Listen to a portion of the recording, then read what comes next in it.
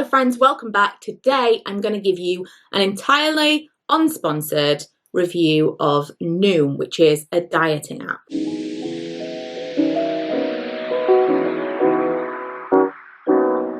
First and foremost, just to get it out of the way, I would hope that anyone clicking on this video can see what the video is, understands the theme, and that it could potentially be triggering if you have some issue with, dieting, calorie counting, all of that stuff. So if this just might not be for you. Secondly, I'm not really asking for anyone's opinion.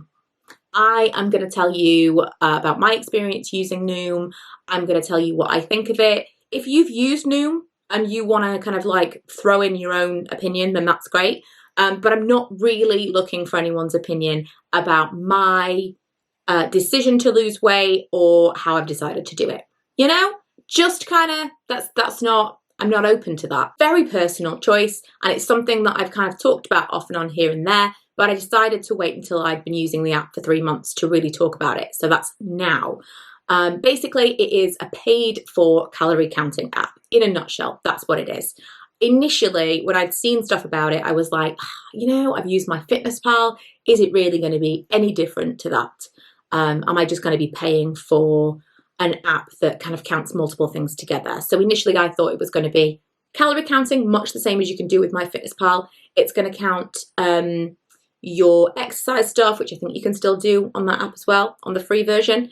And it also counts things like water intake. I thought, I'm going to probably do the free trial and then skip over to something else. The biggest part of Noom, which is the thing that I thought was just going to be pointless for me, is the lessons. So they have like a whole curriculum, if you will. You have like courses that you take throughout time, and they really pride themselves on being kind of psychology led. So they really, really focus on the psychology behind eating and our relationship with food. Now, I've never had a bad relationship with food. I've never been someone who kind of like comfort eats or has told myself, I can't eat this, or I felt bad for eating something. I've never really felt bad about my weight. I've had 2 children. I was first pregnant when I was 18. So I really have never known anything but a body that's had a baby. So I've always been fairly kind to myself when it comes to imperfections. I've never really looked in the mirror and been like, I miss the boobs I used to have, right? I miss the body I used to have before, because the body I used to have before I had children was a teenage body. And I'm very realistic that I'm never going to have a teenager's body again. So over the years, I've really just kind of been okay with it. I've done some exercise programs, like some challenges for YouTube, like 30-day shred, stuff like that. They've been fun, but I've never stuck with anything. I kind of did some calorie counting over the years, after having children, and I'm aware of those systems, but I've never really done anything for more than a couple of weeks. Never joined Slimming World, never joined Weight Watchers, any of those. Although, I keep thinking, I feel like there was a time where Weight Watchers offered me a free trial. This must be 10 years ago. So I don't want to say never, but I have no memory of ever doing any of those programs. So as far as I'm concerned, in my current mind, this is like the first diet program that I've ever really done. But because it's not really a diet, it is calorie counting, I just didn't see that there was going to be any point in really paying for it. So I did the free trial. First of all, when you do the free trial, you do a quiz. I was kind of sold by the end of the quiz, truthfully. I've to anyone that's wanted to know about it, and to like friends and family that have asked, I have said, you do the quiz, you do the free trial, that is plenty of time. It's 2 weeks, plenty of time to know if that's for you or not. Within that time, you will know if you want to pay for that app. Because I think for some people, they're just going to be like, this is not for me. For me, I was hooked straight away. I totally saw how this could really help me. So the quiz basically asks you all these different questions about who you are, your lifestyle, how you eat. Do you eat out more? Do you cook at home? Are you someone who snacks? Do you get in a lot of exercise? And as it's asking you the different questions, it's kind of learning about you and how it could work for you. It also asks what your goal weight is. It tells you how long it thinks it might take you on that program to lose that weight. And as you answer more questions, that date changes. So it might say, right, I think you can do it in 5 months or 4 months or whatever it is. And then if you answer some more questions, it might say, now we know this about you, we actually think you could do it in 3.5 months. And that's probably designed to make you sign up for it, realistically, because you're like, oh, I could do it in less time. Oh, there is some negative psychology element to that, I think, because they are promising something that you want. But like I say, you've got the free trial, so just kind of go in with your eyes open, do the free trial, understand this is now then going to be something that you're going to pay for. Is this really something that you're going to use? And for me, the answer was yes. The lessons that I thought were going to be pointless, because I thought they were going to be kind of, and it talks a lot about like thought distortion, and stuff that really isn't relevant to me, but I think would be relevant to a lot of people. Things about the way that you think about food, and I'm like, okay, I can kind of skip past this stuff. But it also talks about why we eat, how we eat, and there were different categories, and off the top of my head, the ones that stuck out to me was eating for fun and eating for fuel. Oh, and then there was fog eating. Fog eating is like if you're in front of the TV and just like mindlessly eating food. Eating for fuel is obviously eating to live. Eating for fun is, I'm really excited about that meal that I'm going to have later. And I kind of feel like I was a mix of the three of those, which probably most people are. But I was eating, like right now, it's nearly 11 o'clock. I've been busy this morning. I haven't eaten anything. That's not by design. Haven't even been downstairs. I've just been like, right, I've got stuff to do. I've got to film some videos before I go and do it. I'll get up, film all of these videos, and then I'll go and eat something. And it's just taken longer than I anticipated. So right now I am hungry and I want to eat for fuel. I would just eat anything currently that would satisfy that, right, I'm really, really hungry. I need to eat something immediately. But because I haven't prepared anything, that would end up being convenience food that would probably be higher calorie than if I had prepared and gone and eaten before I did this. Prep was huge for me, having things in that would be something that I could snack on as and when those things happen, because it happens to me all the time. I think it's an undiagnosed ADHD thing, because I've read several things about this where apparently it is a thing that you just get so focused on something that you forget to eat. And then my problem being that I'll go and like just binge on loads of stuff because I'm starving, and then I'm super, super full. So if I prepare something so that I can be downstairs and be like, okay, I'll go and eat that quickly, it just works a little bit better for me. And I learned a lot about that during these courses that I just didn't think I would get anything from, which was quite interesting. I also learned a lot about calorific density and the different foods that I eat that will help me feel fuller for longer. Obviously, I was kind of aware of this, but I'm literally doing a course and it's telling me, if you eat this or if you eat this, and then it's quizzing me. Well, what do you think is going to keep you fuller for longer? Is it this or is it this? Things that have got more water in them are going to keep you fuller or make you feel fuller. Things that have got fibre in them. One of my favourite snacks is this, and I don't like fibre bars at all, but this Fibre One bar, which is the popcorn chocolate one, it's like pretzels and popcorn and chocolate. It's really, really nice. I had no idea that fibre bars, I thought fibre bars were like, they'll help you go to the toilet, which I don't feel like I need a problem with. I don't need something to help me go to the toilet. No, thank you. I honestly thought that's what a fibre bar was. I'm sure it does, but the reason that people eat fibre bars, especially as a breakfast bar, is that fibre takes longer to digest, and so it keeps you fuller for longer because your body takes longer to digest the food. It's kind of in you for longer. Who knew? If anything, I'd have thought it was the opposite way around. Learning. I'm 36. I also learned tons about portions. I didn't learn a lot, but I learned about portions a lot. It came up frequently, and that was the thing that stuck with me as, I don't have a bad relationship with food, but my portions have grown. I know my portions have grown. It gets to the point where I'll bring out the food and Lee would say, oh my God, like this is a lot of food. And I'm like, it's a normal plate of food. I would eat my food and then I would eat the food that he had left over because it was delicious food and I wanted to eat all of it. It's not that I was necessarily even eating food that was particularly high calorie, but I was eating larger portions of it than ever before. My mum never plated up my food when I was a kid. I know I've talked to friends and they've been like, well, the reason I am the way I am is because we were told. So a lot of people are like, you had to clean your plate. You couldn't have a dessert until you'd eaten all your food. Everyone's got these things from childhood that kind of seem to have affected the way that they eat now. I don't feel like I've got those things, but now I've done this, like portions. Portions Jane, she was very careful when we were growing up about not telling us we had to eat our food. It was very like, you eat what you want. You don't have to eat all of your food to get a dessert, and you don't have to eat everything that is available to you on the thing. She just put like all of the food out. This is like, I think this is normal. If I have people around, I put all the food in the middle of the table and everyone gets a plate. And that's normal to me. I was never in a house where your food was plated up for you. So like, does everyone do this at Christmas dinner, or does everyone have plated up food at Christmas dinner? I don't know. Because the food's just in the middle of the table and you take from the table what you want.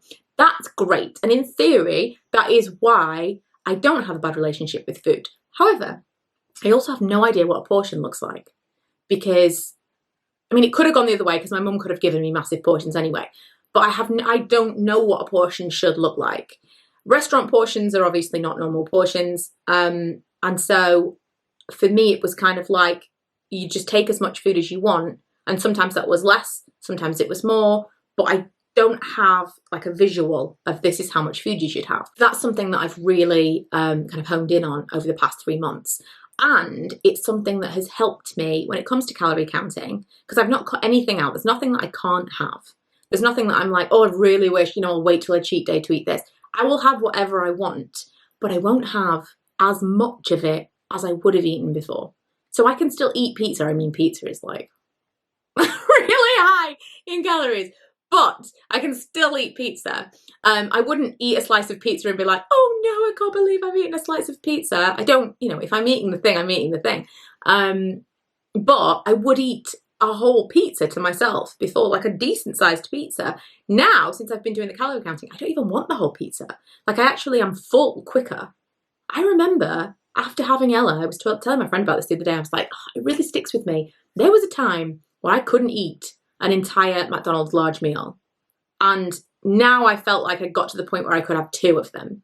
It definitely is a thing that the less you eat, the less you get used to eating, and the quicker you become full while eating. And that has happened to me within the last 3 months. So not only am I being aware of my portion sizes, but now, even if I gave myself a larger portion size, I actually would get to the point where I don't feel like I want to finish my plate. Not because I'm mentally telling myself don't finish my plate, but because my stomach is telling me I don't need any more food. The app really focuses on not demonizing food. Like, there's no good, there's no bad, everything in moderation. And that works really, really well for me. I think the all or nothing thinking is what really keeps the diet industry paid. Because if you are constantly doing a diet where it's like you can only eat these kinds of food, and then you stop dieting for a little while because you're sick of only eating those kinds of foods, and then you have to come back to it and pay again. That works for the diet industry, right? That works for all of these different programs. Whereas if you get into a groove of, this is kind of approximately what I'm doing, I can kind of eyeball, this is what I should be having. I know around how many calories per meal I kind of want to be having. And let's say I go to a restaurant and I'm like, oh, in my budget, I've only got 600 calories left, but that meal is 800 calories. Do I make a choice to order something that is lower in calories that I don't want as much? Or do I order the larger thing and just not eat the entire thing? That's kind of where I've come to, which I realize for some people would be like, ooh, you're stopping yourself from eating the food. But from my perspective, it's eating the food I want to eat. I'm just eating a smaller portion of the food I want to eat instead of forcing myself to eat a specific kind of diet. Noom also encourages lots of water, and that is a massive thing for me. The more water I drink, the better I do in terms of feeling fuller, hitting my calorie goals, and losing weight. Water is magical. I did also find that if I fill up a big Starbucks cup with a straw, I drink so much more water than any other way of drinking water. Because I had these big cups that I was like just drinking out of, like same size tumbler, almost identical.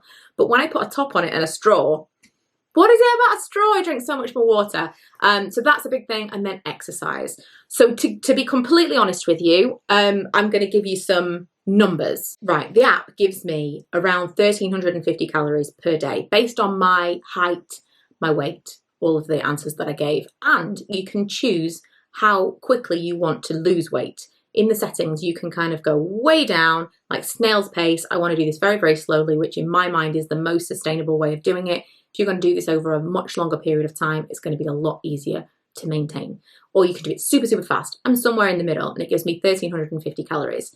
Just as an example, like a comparison, if I did exactly the same thing on my FitnessPal, it only ever gives me 1,200 calories. It's never given me more than 1,200 calories when I've joined that app before. So already I was quite impressed by the number it gave me. On top of that, before I do any actual intentional exercise, just walking, just like it counts my steps from my phone, it counts my steps from my Apple Watch, which I'm not wearing right now and I should be. You get your regular steps in, just like walking around the world, doing whatever it is that you're doing. If I get in, let's say 5,000 steps a day, and that's not intentional steps, that's like I've walked the dog, or I'm just cleaning in the house, or I'm like just walking around, just living your life in your own home, I could definitely get in 4,000 or 5,000 steps a day. I usually get around 1,500 calories that the app gives me because it's taken into consideration my movement. So 1,500 calories a day is a decent number of calories for weight loss.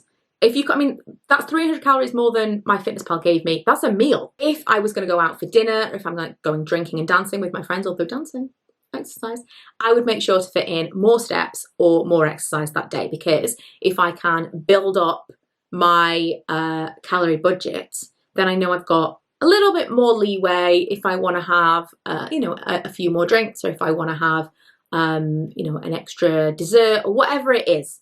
I've just kind of given myself a little bit more wiggle room. That works really well for me, because the movement versus food, like move more and you can still eat more, that's great, because it doesn't feel as restrictive. It doesn't feel like, oh, you can't have that. It's more, if you want to have that takeaway and you still want to eat your normal meals the rest of the day, because for some people, if you had a takeaway, you might be like, I'm just not going to eat anything, and then I'm going to have pizza for dinner. That doesn't work for me. If I wanted to have something that was particularly high calorie, then I would just make sure that I've moved more that day. So it just kind of balances out. The one thing that I would say is a potential negative for people is that it actually asks you to weigh yourself every single day. When I first started and I started doing that, I was like, this doesn't bother me at all, but I can see how this might bother someone else.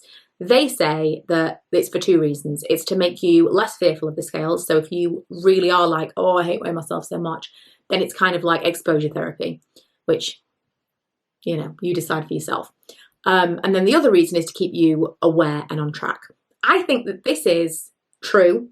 This definitely helps me when I'm actually doing it, because I had a few weeks where I just didn't do it at all. I maintained my weight completely because I'd learned enough from the app where I was kind of like, I was eating a little bit more, but I was very aware of my portions, and I was just kind of like eating more of the higher calorie stuff that maybe I'd been avoiding while I was losing.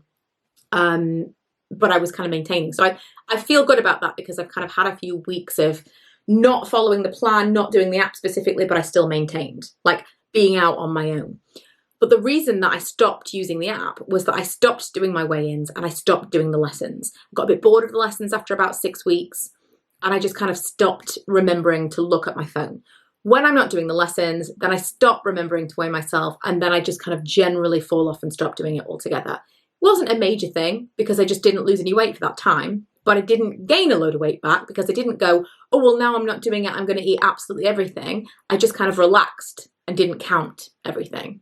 And I seemed to kind of just fall into more of an intuitive eating pattern, which is the goal. Another thing that I think is particularly good about the daily weigh-ins, which I realise is not for everyone, but I think really, really is for me, because I've said to other people, well, if you're not into that, what I would do is just put in the same weight every day, and then have a day a week that you weigh yourself and just change it on that one day. Here's why the weekly thing I don't think would work for me. Because last week when I was weighing myself, one day I weighed one amount, and then the next day I weighed 5 pounds heavier. If, like the day after that, I was back to the normal, back on track on my graph. But, and that could have been anything. It could have been just like water retention. Maybe I'd not drunk enough water the day before. I'd had a lot of salty foods. I don't know. But I was just massively different on the scale from the day before. If that had been my one weigh-in day of that week, and I'd seen a difference and I'd gained 5 pounds, that might have been enough to be like, well, I've tried so hard all week, and now I'm just, what's the point? I'm going to eat a pizza. Do you know what I mean? Because I'm so aware of the fluctuations of daily weigh-ins, I don't really even care what I weigh on a day-to-day basis, because I know the trend is down. I know that it's going down. And if it goes up tomorrow, it doesn't matter because the day after will be down again. It's just constant like this. My entire graph is up and down, up and down, up and down. Whereas if I was only weighing myself once a week, I wouldn't have that awareness of like the fluctuations as much as I do. So to me, because it doesn't bother me, I do it. But I can see if it does trigger someone, how it might not be for you to weigh yourself every day. But they're the reasons why I think it kind of keeps me on track, because I don't feel that dejected feeling with one day it's not what I want it to read. And it does kind of keep me aware. Every day I'm weighing myself and I'm like, remember, you're still doing this. So I have lost in 3 months just over 20 pounds. I have a little more to my goal weight, but truthfully, where I'm at right now, I think is a sweet spot. I think if I didn't lose any more, I'm really happy at this weight. My clothes size hasn't changed, really. I suppose maybe it could have gone down like a half, a full, depending on where I shop. But the clothes, I'm still wearing all the same clothes. And I don't look in the mirror and go, oh my God, it's so different. Although I will say my boobs have shrunk, which is disappointing. It's an upsetting time. And I didn't take any pictures because it was I kind of thought, I wasn't going on this like, I'm going to lose loads of weight kind of thing. I didn't take before pictures because I was just kind of giving it a go, see how it goes. And then it worked really easily. I can honestly say it has not been a chore. I have never sat on the sofa and been like, oh, I really want to eat that chocolate bar and I can't eat that chocolate bar. If I really want to eat something, I'm going to eat it. What difference is it going to make for like, oh, I'll just have a chocolate bar? I won't eat the chocolate bar tomorrow. It's just, I think if there's those of you who are maybe looking at like losing baby weight, or you've gained weight over lockdown and it's not something that you've been challenged by before, but all of a sudden you're like, oh, I think I need to look into something. I say need. I'm talking to my people. I'm not talking to the people who are like, you should love yourself the way you are. I get it. But that's what this video is about. I'm talking to people who want to lose weight. So yeah, if you are kind of in that place, I think this is a great system. It is something, I think I paid £80 for 4 months. And then at the end of that, I've read that there is a free version that you can get. Now, I don't know how, I'm going to tell you, I'll do an update. I've read that there is a free version. And if that's the case, then fantastic, because I'll probably do this off and on forever, just to kind of keep me in like, oh yeah, okay, okay. But I'm never, like, I think I could just stop now and stay this weight forever with what I've learned from Noom. Never counting calories, never doing anything. I think I could maintain this completely on my own, without logging anything, without doing anything. £20, 3 months ago, if you'd said to me you can lose 20 pounds, that sounds like an enormous number for me. I mean, I will tell you, again, I don't want opinions, but I will tell you, I am 5'3". I was 11 stone 2, and I am now 9 stone 9. I was 8 stone 4 after I had my daughter, and I think I was 8 stone 13 after I had my son. Like at my, when you level out and you're like, this is what you weigh. And so ideally, what I would like to be is around 9 stone. If I could be like 8 stone 13 again, great. But that's kind of my goal, is to kind of be around that. A big portion of why I decided to do it was when we were talking so much about perimenopause. I know that it becomes a greater struggle when you go through the menopause, weight gain. So I kind of wanted to put myself in a position where, right, I've learned some things that I can implement, and maybe I'm at a lower weight so that I can, I'm kind of put myself in a better position. I don't want to go through a menopause, gain even more weight, and then it feel insurmountable. That was a big thing. And then, of course, we are doing our vow renewal in Las Vegas in October, and so that was my goal date. I want to do it by this time. That was my motivation. It's going to be very interesting to see after that time whether or not I suddenly go, oh, well, I don't care anymore. I don't think I will, because truthfully, when I wasn't doing it, I was still kind of doing it. So we'll see. But yeah, hopefully this was useful for those of you who were considering Noom. I do just want to quickly, before I go, talk about a few snacks that I particularly enjoy. I did tell you about this. This is, what, 90 calories it's supposed to be? I think it says it on the front. 86 calories for a bar. And like I say, that helps to keep you fuller as well. The prawns. Prawns are fantastic. If you like seafood, prawns are fantastic. These are 103 calories per 100 grams, and this is 80 grams. There's less than 100 calories in this really delicious snack of like coriander and chili king prawns from Marks and Spencer. That's a bit of a treat. They're expensive, but I'm throwing it out there because prawns in general, and like crab sticks, I mean. This is one of my favorite breakfasts. It's Activia low-fat granola yogurt. No, low-fat vanilla yogurt and granola. Super delicious, really, really thick yogurt, and then the granola on top is really sweet and nice. Favorite dessert, I think this is 72 calories. It's going to tell me nothing on here, but I'm pretty sure one of these chocolate mousses from Cadbury's is 72 calories. And convenience food. This is super delicious. This is a chicken Caesar salad from Tesco. I think this is like 350. I can't see. Oh, it's on the front. 337 for the whole thing. And if you want something that is like grab and go, like if you were going to have a sandwich, let's say, this for me is so much more filling than a sandwich. And if you put it in a bowl, it looks like a lot of food. It feels more like a lot of food. It's just delicious. So these are some of my favorite snacky, low-calorie things. I'm obsessed with the Caesar salad now. I also really like tuna. Tuna's been really useful for me because it's like full of protein, really keeps you full. And I like just put tuna and light mayo with lettuce and spinach, and that's kind of like a tuna salad. A little bit of garlic, a little bit of pepper and salt. So delicious. But if you would be interested, I could do a video on some of my, I'm not going to do like a what I eat in the day, but I could do a video of like, here are some of the meals that I eat and here are the calorie contents for each of them, if you are interested. I'm not going to talk a lot about this on my channel, but I do want to address, you know, I have lost 20 pounds. That feels significant to me. I did talk about telling you how I'd done it as and when I felt comfortable to do so, and that is now. And so if you would be interested in a few videos here and there, then I will share a little bit about that as well. But just let me know. It will completely depend on how this is received, because I realise this is not my usual kind of video, and it might not be for everyone, but yeah. Thank you for watching. Let me know any questions that you have below, and I will see you guys next time.